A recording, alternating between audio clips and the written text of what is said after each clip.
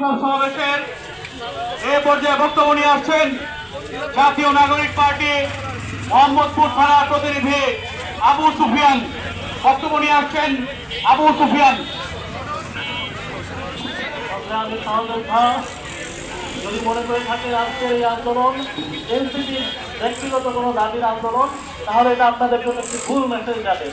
নির্বাচন কমিশন যদি সংস্কার হয়, তাহলে এদেশের 18 কোটি মানুষের ভোটাধিকার সংরক্ষিত হবে। এই দাবি একটি গণদাবি, এটি এনসিপির কোনো ব্যক্তিগত দাবি নয়। এই দাবি যদি বাস্তবায়িত হয়, যেমনি ভাবে এনসিপির ভোটারদের ভোটাধিকার সুরক্ষিত হবে, একইভাবে বিএনপি, জামাত, গণ অধিকার এবি পার্টি প্রত্যেকটা দলের ভোটারদের ভোটাধিকার সুরক্ষিত হবে।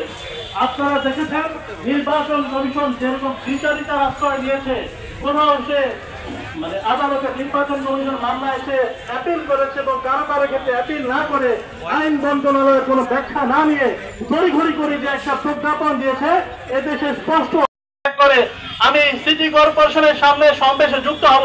প্রশ্নটি হচ্ছে, অবৈধ নির্বাচনের মেয়র কিভাবে বৈধ হয়?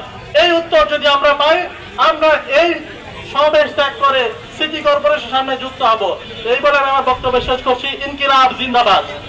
এই ইসি যেটা রয়েছেন সেটার অনেকগুলো জিনিসে লিগালি সমস্যা নেই।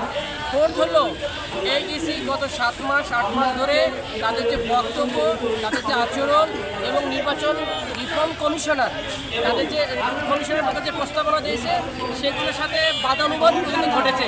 তার মানে আমাদের ইসি চাচ্ছে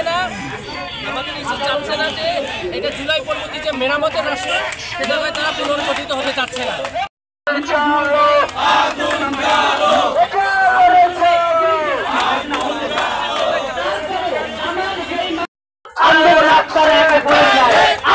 আন্দোলন